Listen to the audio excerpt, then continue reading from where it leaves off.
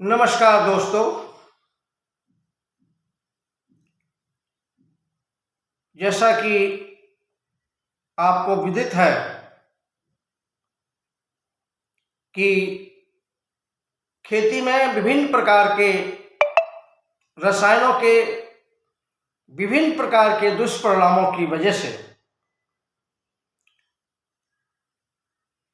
हमारे किसानों के बीच में, हमारे बुद्धिजीवियों के बीच में, हमारे वैज्ञानिकों के बीच में एवं हमारे कृषि प्रसार एवं प्रचार कार्यकर्ताओं के बीच में इनके बारे में जागरूकता पैदा हुई है तथा विभिन्न प्रकार के बुद्धिजीवियों और किसानों ने रसायनों के उपयोग को न्यूनतम करते हुए या ना करते हुए खेती की करने की कई प्रकार की पद्धतियां विकसित की हैं, जिनको विभिन्न नामों से जाना जाता है। दोस्तों, यहां मैं ये बताना चाहता हूं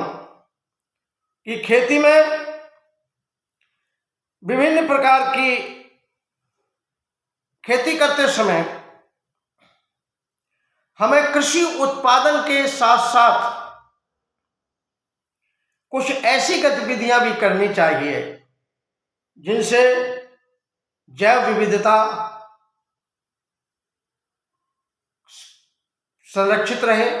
जैव विविधता में बढ़ोतरी रहे, फसल पारिस्थितिक तंत्र जो है वो सक्रिय रहे तथा फसल पारिस्थितिक तंत्र में चल रही फसल उत्पादन, फसल रक्षा और फसल प्रबंधन की पद्धति या व्यवस्था बरकरार रहे। प्राकृतिक संसाधन या प्रकृति के संसाधन सुरक्षित रहे,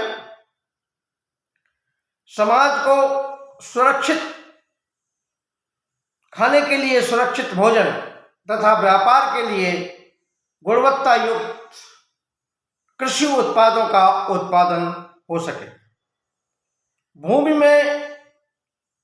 बलवान या भूमि को बलवान बनाना किसी भी खेती का प्रमुख उद्देश्य होता है। क्षतिग्रस्त पारिस्थितिक तंत्र का पुनर्स्थापन किया जा सके, भूमि में organic carbon, micro organisms, micro nutrients, humus तथा अन्य तरह तरह के बेनिफिशियल ऑर्गेनिजम्स की वृद्धि रहे हो सके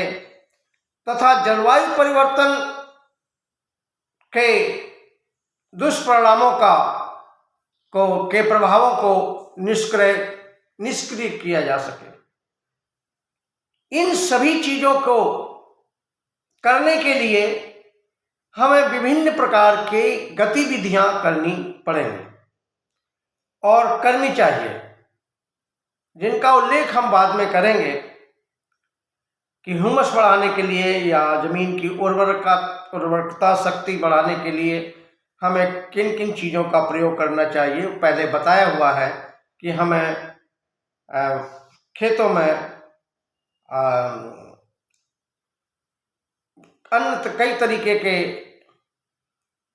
जीवाणुओं की वृद्धि करने के लिए कई प्रकार के ऐसे जैसे हरी खाद का प्रयोग करना है या प्राकृतिक खेती में बताए गए कई प्रकार के इनपुट्स जो घरों में बनते हैं या जो बनाए जा सकते हैं उनका प्रयोग करना चाहिए, जिससे जमीन की उर्वरता शक्ति बढ़े।